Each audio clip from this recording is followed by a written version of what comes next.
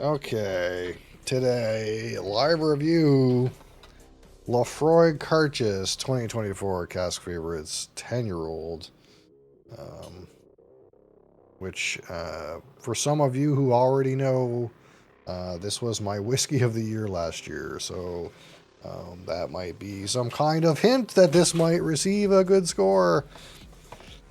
This is a live review, that's right, live.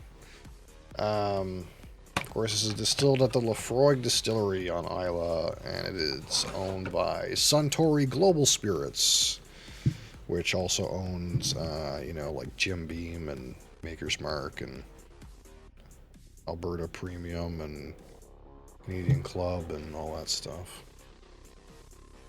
TikTok don't allow this, bro? I don't know. I've been doing it for like a month. Sometimes I get put in the restricted category. I don't even know what that means, but if I'm supposed to be in the restricted category, I'm sorry. Yeah. Lots of people talk about alcohol on TikTok, so I'm not sure what the rules are exactly, but... So until I really own... I was drinking on live and got banned. I don't know. I think you're supposed to... Maybe you're supposed to have it in restricted. I'm not sure how it works. No one's ever really told me, and no one's ever really warned me, so... kind of a gray area? Yeah, maybe. But either way, I'm here now, so... Suntory really own the world? Yeah. They own a lot of stuff. Either way, this is an Islay single malt Scotch whiskey.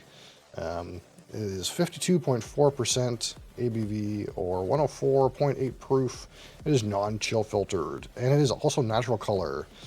And the specs roughly on this one: 10 years in first and second fill ex-bourbon and quarter casks, then finished in ex-sherry butts and hogsheads. So ex-PX sherry butts and hogsheads. So there's some 10-year-old ex-bourbon in here. There's some ex-bourbon quarter casks in here. It's all at least 10 years old. And again, there's sherry, Pedro Jimenez sherry butts and Pedro Jimenez sherry hogsheads. Watch 60 Minutes segment on Islay. Yeah, it's the Whiskey Island, the magic Whiskey Island. Thanks for the gift, Mr. Oilfield Guy. So again, we'll be rating this out of 100. 25 on the aroma, 25 for the palate, 25 for the finish, 10 for texture, and 15 for my personal experience. Which I'm sure, again, some of you might know. I think this is a really excellent Scotch.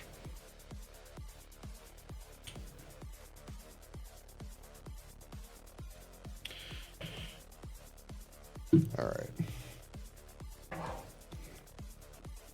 Get that spinning. That's the wrong button. There we go. All right.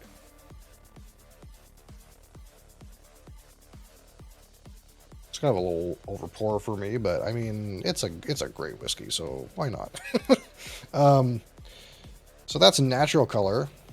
Let's beat the Deanston 19. It might be the Deanston 18. The Deanston 19, I don't know. We'll have to get to that one later. But yeah, apparently this is natural color. It is quite dark and quite deep. But according to the distillery, this is not colored at all. There's no E150 caramel coloring in this. So that is rich stuff. What would happen if Scotland runs out of peat? Well, the fact of the matter is, despite the fact that there's lots of distilleries creating peated whiskeys on Islay, more peat actually is created on Islay every year than is currently consumed. It is a growing resource, actually. Despite the fact that you might think that we're depleting the peat on Islay, it's actually getting bigger. I don't know exactly the rate at which it gets cut and which it grows. I just know the fact that sustainability of the peat on Islay is actually a non-issue. Because I asked the same question one day. I was like, well, what happens if they run out of peat? That would be bad. It's more of an issue of how much peated malt can they produce. So most of the malt Most of the malt that comes from Isla is malted at the Port Ellen Maltings, which is owned by Diageo. Most of there are some independent maltings, like for example, Laphroaig does some of their own maltings from their own peat, which is not very much of their overall barley, but they do some. But it's more of an issue of the bottlenecking of how much malted barley can we actually make. That's actually the bigger bottleneck than how much peat we can cut. That is a beauty. What kind of flavor notes does she have? Well, we're about to find out. I already kind of know. I guess we're like 40% into this bottle, but it is a live review, so we'll give you all the notes. All the notes will be here. We're just giving it a minute to kind of open up. Again, this is 52.4% alcohol, so it's not quite cask strength. It's not quite barrel proof. That being said, it is still overproof. It's over 100 proof. It's a higher proof. And actually, one of the interesting things about the proof on these Càirdeas releases, so here, I guess, I don't know if you can see that exactly, but it says 52.4%. This is the 2024 release. So kind of how they do this is the 24, 2.4, that's 2024. So last year's Càirdeas was released at 52.3%. Or the 2023 one, I should say. And this year's, I guess, the 2025 Càirdeas will be released at 52.5%. Kind of a little trick, but anyway, it's not quite cask strength. So we're still going to give it a little bit of time, though, because it's quite high proof. Thanks for the follow. Byron Miller, how's it going? Thanks for the like. So again, we're going to rate this at 100. But again, I knew very early on this was one of my favorite whiskeys of last year. So we'll see kind of how I feel about it today in this particular. That's your other account? Oh, I see. About this particular dram today. One dram, everyone knows the rules, you know. Whatever it feels like today.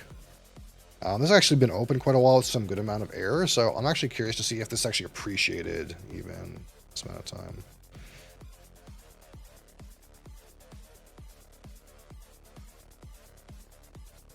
All right, so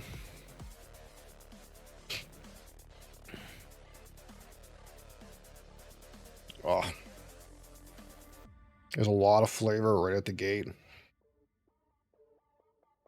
So you have that typical wood smoke characteristic. Oh man, thanks for a whole bunch of gifts there, friend. Mr. Oilfield Guy, thank you. A lot of like typical Laphroaig wood smoke is present. That slightly medicinal character. I am getting a good amount of like cocoa spice right initially. Cocoa spice, a cocoa powder, we'll say. And of course, underneath that initial layer of smoke and slightly green vegetal notes, you have a rich, jammy, sweet, kind of like a plum character, like very much rich and jammy. All the sweetnesses, like very much like jam. And there's a little bit of those melding together in a way that I would describe as barbecue sauce.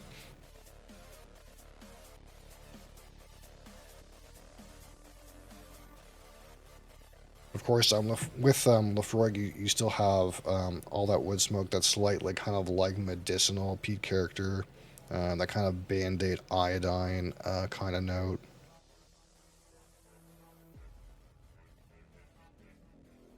That's really bolstered and kind of like elevated and bolstered by that rich PX sweetness, that rich red, dark red fruit kind of compote that kind of comes through the bottom of it. Love me some Band-Aid flavor. Oh, of course. Band-Aid's a great flavor. There's a little bit of meatiness to it too. Really just like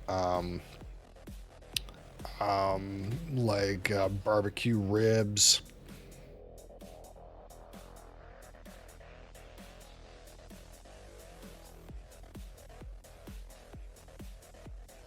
Really an excellent nose, good intensity, no want for flavor, all kinds of different kind of characteristics.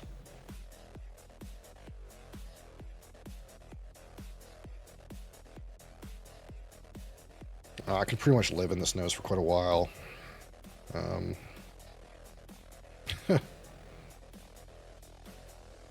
Especially for the value that this cartridge is. What a great dram.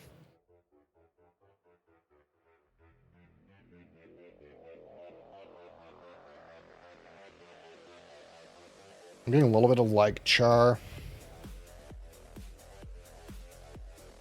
but very strong on the barbecue for me. All right, so on the palate, again, Laphroaig Cartridge 2024 Cask favorites. Some nice legs on this too, actually. On the palate, Slajava.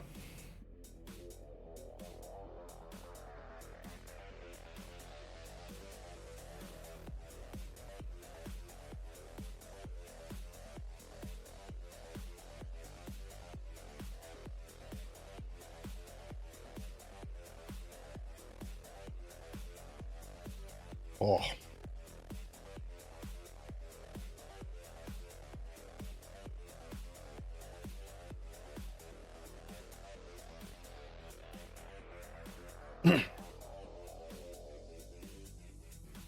The intensity of flavor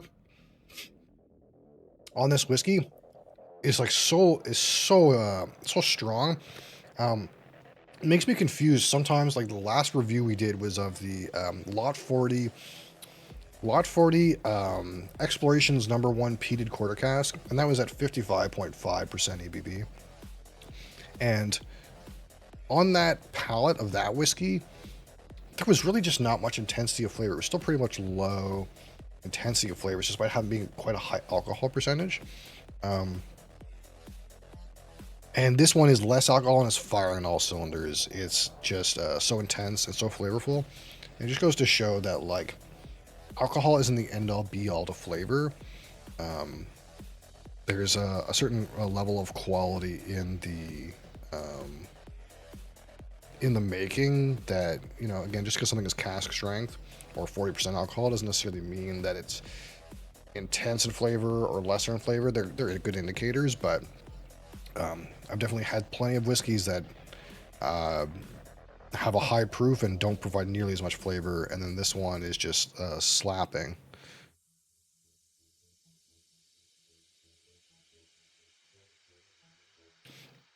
Of course, on the palate with this one, it's kind of similar to the nose in some ways. You get some of that smoky character. Every aspect of the Laphroaig distillery character is still present on this, despite the fact that it's got a heavy PX finish and also got quarter casks involved. You still got like those grassy medicinal kind of Band-Aid Laphroaig notes. You still get a smoky campfire element. In the mid palate, you get that sweet, jammy PX character.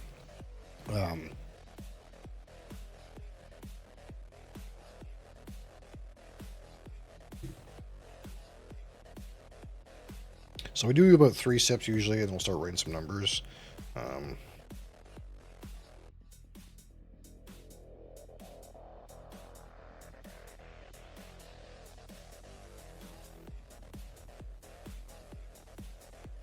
I think one of the main evolutions of this particular bottle from when I opened it is it's a lot kind of more protein forward in its elements right now.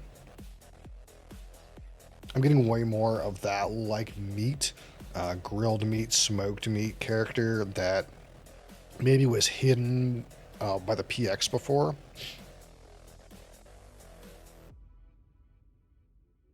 But there's still like a rich jamminess, a very sticky, jammy character to this. And sometimes you get in there and it's like more smoky and jammy, and sometimes you get in there it's more like protein and medicinal, and sometimes you get in there and it's like all barbecue sauce. Kind of depends on how those notes kind of reconfigure themselves. We definitely get like, again, that heavy sweet dark fruit, the campfire notes, the barbecue notes, the meat notes, the medicinal character.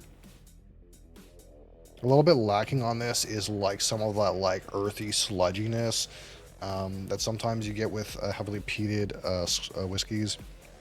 I'm not really getting any of that right now, and it might be because like some of that is being overrode by, again, that strong Pedro Menez barrel.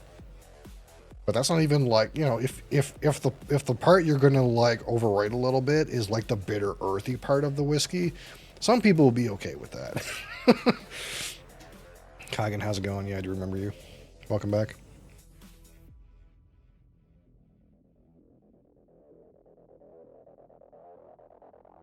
There's definitely some like more sweetness coming forward, like more like brown sugar, like related sweetnesses, like sweetnesses in their own right. But again, it's still heavy on that PX cask.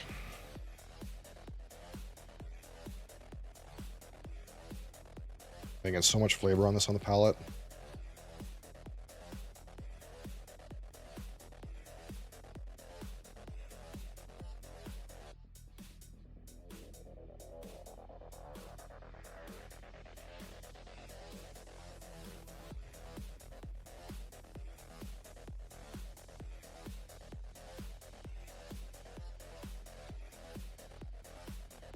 Palace got some more like kind of baking spice notes more than before. There is some earthiness on the palate. It's still pretty jammy, still pretty smoky. Finish is like some baking spice, some of that sweet jammy character. Again, like barbecue sauce. Some like dark creosote kind of like black earth kind of notes and black smoky notes. Only got herbal and medicinal quality to the finish.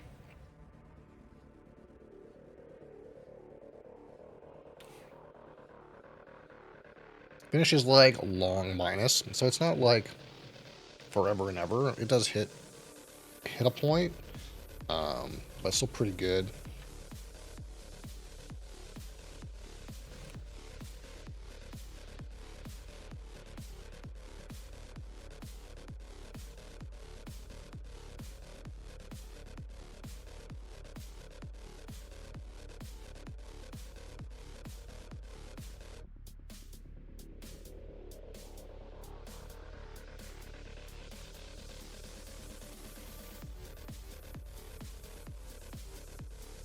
We're going to do one more sip, and then we'll start talking about rating it here. The best part about this for me is... Oh, man.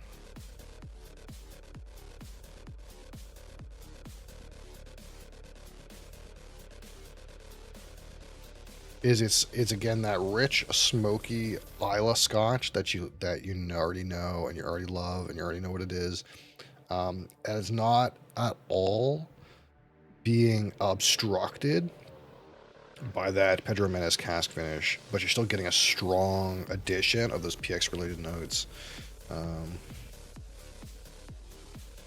of course the flavor is very intense and very expressive. And again, reconfigures into all kinds of different little combinations. Like I'm getting like a salty, kind of buttery kind of note right now. But that's like over top of like that like meaty barbecue protein kind of note.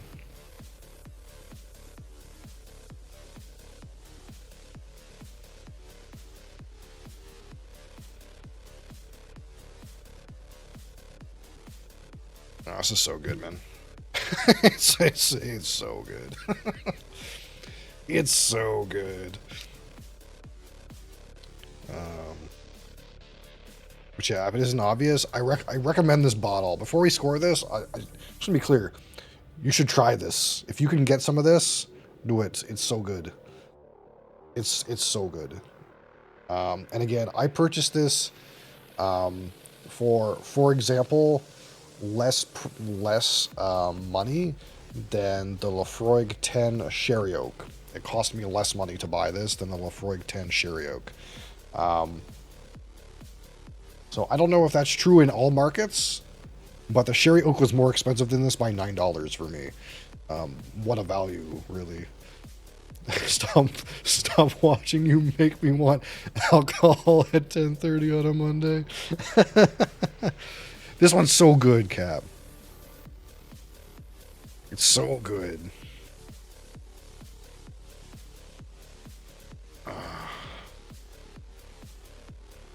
Yeah, it's a really good price. Now, I don't know if like it gets jacked up normally, but um, I think in Alberta this one's more expensive. But in my market area, this one was like $9 cheaper. I don't know why, and apparently still is. Watching this on a Monday with a hangover, 10 out of 10 must try again. Jam for like $33 USD. Can't find a bottle anywhere. Man, that's unfortunate. Yeah, so they just got, I don't know how they got some more, but they just got some more bottles in of this around here recently, and they also have some in Alberta. But for example, the Alberta bottle is like $50 more expensive than the one around here. So I might buy I have never bought a backup before. I always like drink something till it's done and then replace it. But I'm gonna have to buy a backup of this. This might be worth a backup. And it seems like the price around here is like not legal. It's like too good of a price too. Um, this one's so good though. It's so good.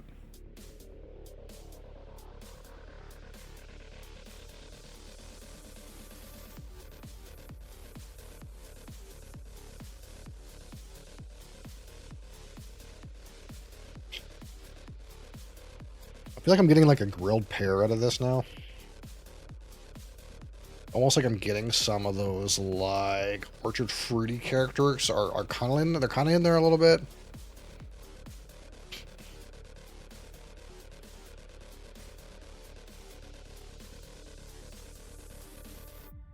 And the other thing too that I want to mention about this one in particular, and again, I don't know how exactly like what goes into like tempering whiskeys, but I don't know if it's just the age and the barreling that matters. But for example, this particular bottle at 52.4% alcohol noses just as well as like something that's like 43% alcohol.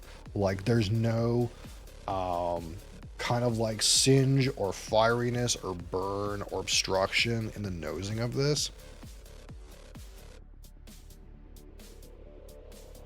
Like I'm not having to like worry about the alcohol burning my nose hairs like you can get with like some cask strength, especially like bourbons or younger um, Canadians. I've had that happen with. It's so refined and tame.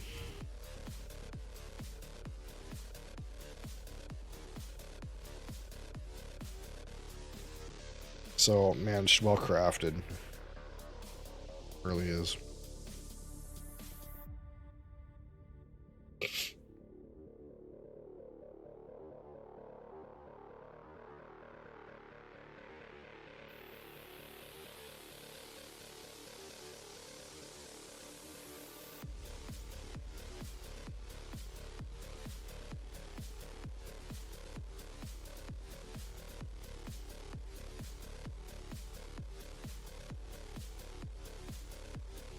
Like the more that I'm enjoying this, the more the like kind of grassy, herbal, medicinal qualities kind of start to like really pick up for me. We're kind of like, okay, you know, that jammy plum compote, kind of like berry compote thing in the PX cask.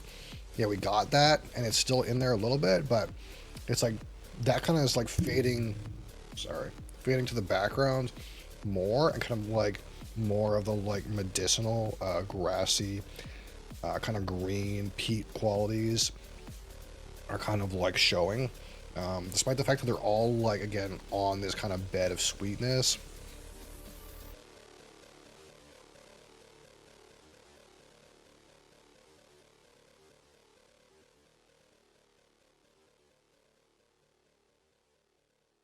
So let's talk about the aroma. At 25.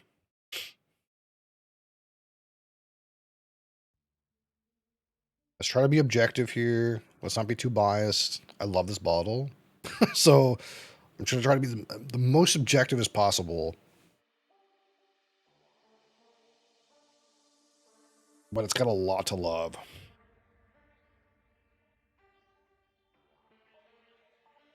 Like, there's no world for me that this is less than 21. It comes down to, like, how high of a score do I want to give it. Why did that stop? Don't stop. So I think just on the outset, I feel like the palette is maybe the lowest score for me.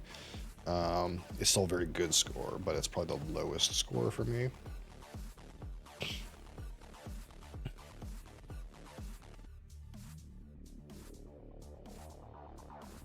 Well, I don't know. It's so hard.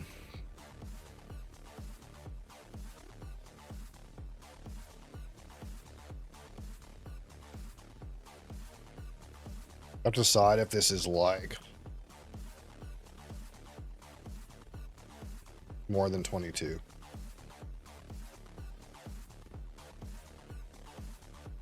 I would have given a 22 one other time, I think, and that was for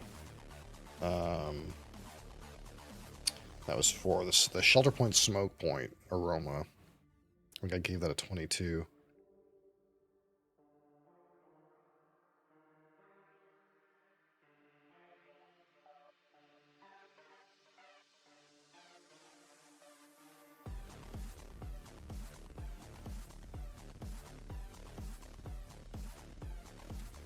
I'm gonna decide if it's better than that or the same as that.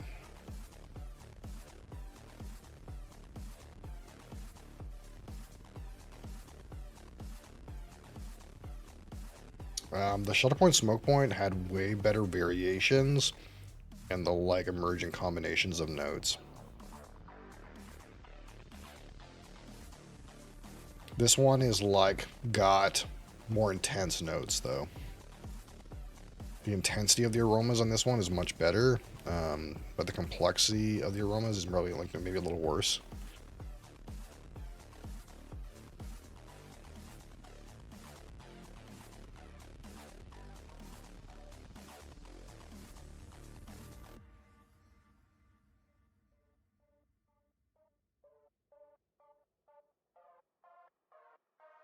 I'll give it 23. I'll give it 23 out of 25 on the aroma. 23. Alright. Let's judge the palate.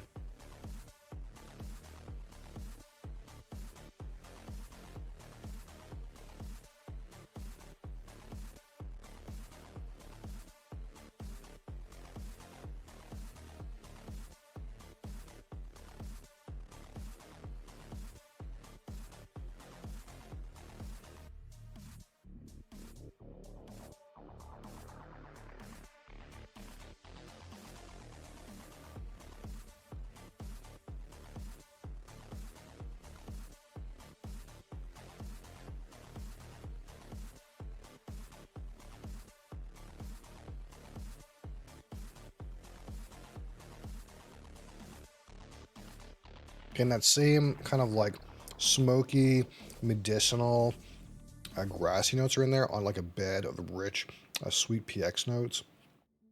So again, like kind of like a little bit of that like sweet plum, some like barbecue, sweet barbecue sauce in there, and then you kind of have like a growing earthiness. You get some like char in there too, like a black char kind of note.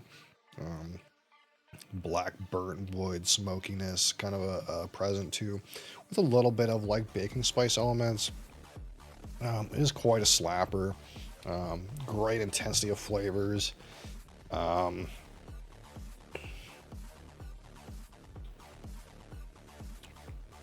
Great layers of flavors.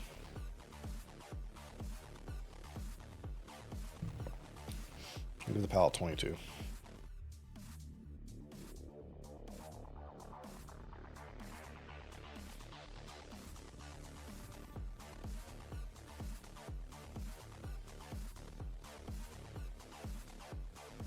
All right, now we're going to focus on the finish.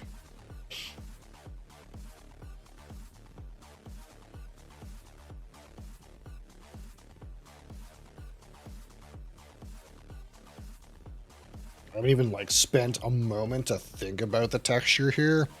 I'm not worried about the texture, but man, there's so much like flavor intensity that like it makes it hard to really focus on the mouthfeel of the whiskey. So we'll take a minute to do that when it comes time, but I just kind of realized I never even commented on that before, other than the fact that there's um, some good glass coating qualities.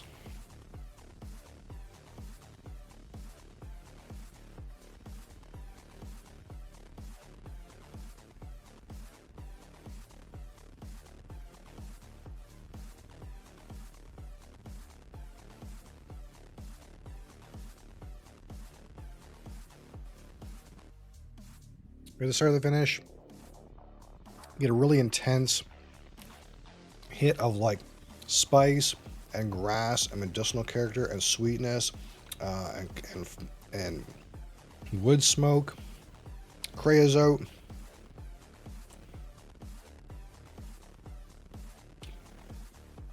Kind of transitioning into more like earthiness, kind of a darker earthiness.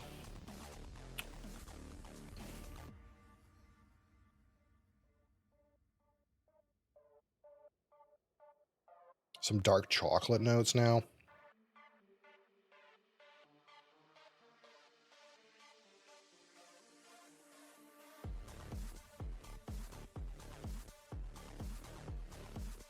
Finish is, I guess, long. We'll call it long. Long minus not fair. Still taste slightly earthy notes.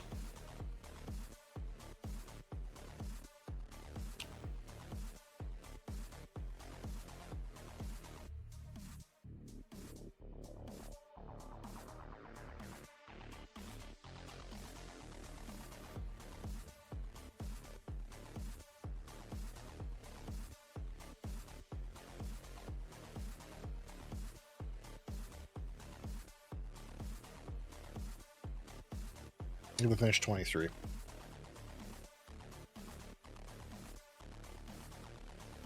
All right, so out of 10, the texture.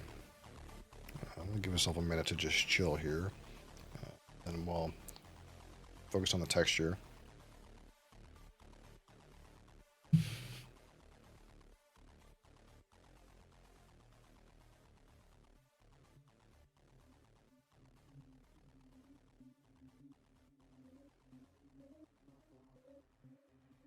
Yeah, so my goal was to get the cabinet done this weekend, and I totally failed on that. I started though. As you can probably like tell, there's like random bottles on the floor. Like I started it. I started it, but I didn't finish it. There's more floor whiskey than before now because I started but didn't finish it.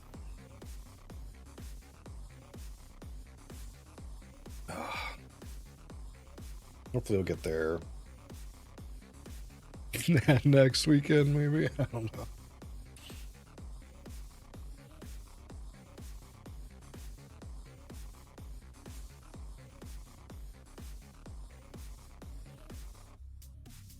Yeah, anyone watching on any platforms, we're live in horizontal form on Twitch TV if you want to see the whole picture on Twitch TV.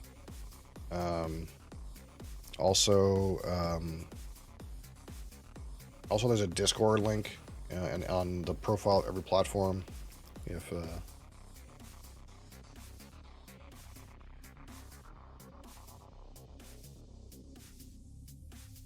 want to visit me on Discord, I have a section where I have all my reviews posted there and numbered.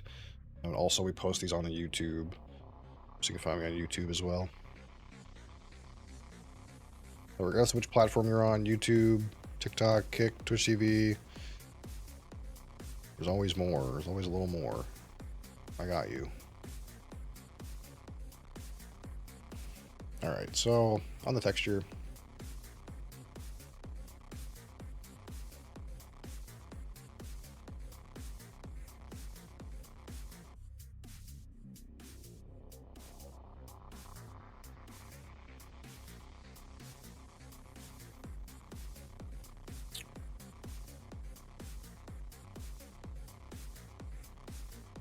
Give the texture 9 out of 10.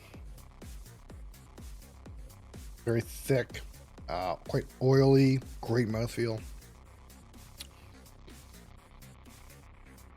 So that leaves simply 15 for my personal experience.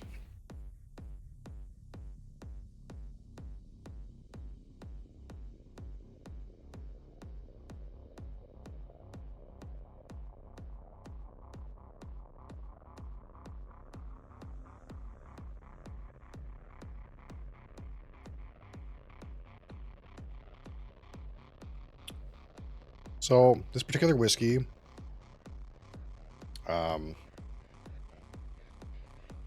wow, so good. So it has kind of like all of the Isla notes, all of the Laphroaig notes, um, all of the rich peaty character, all of the smoky campfire character, barbecue, protein notes. They're all kind of here in this.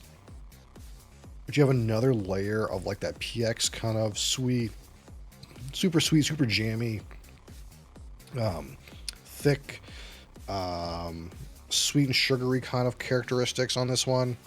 But I feel like those sweet notes are all like complementary. It's almost like the whole PX cask is complementary. It doesn't like overwrite much of any of the like Laphroaig peat characters, which is what you might worry about with a very aggressive casking, that you might kind of like interfere with the things that make Laphroaig unique. But all those things seem to be like present and layered and emergent with a great intensity of flavor, a great complexity of flavor, great kind of like, again, mouthfeel and layering. So there's just like so much to love. I feel like everything that is put into this bottle, you can taste it, and you're not wanting for anything really. It's almost like a complete package in that way. It's got the high proof, it's got the high intensity, it's got the sweetness, it's got the savoriness, it's got the smokiness, it's got the peat notes. It's got so many things firing on all cylinders. Man, it's hard to be disappointed with this particular bottle. Much less call it excellent. And for this one in particular, I don't think I've ever had a Scotch really wow me on the same level as this one has. So just simply for that reason, at this point, it's kind of wild. It's kind of wild in that way. It's wildly good.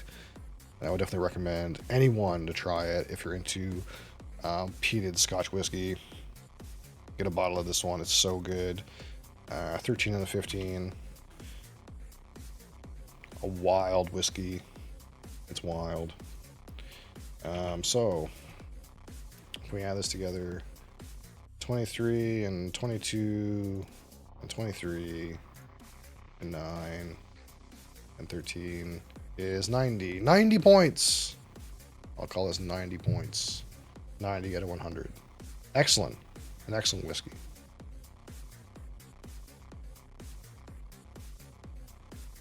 Excellent.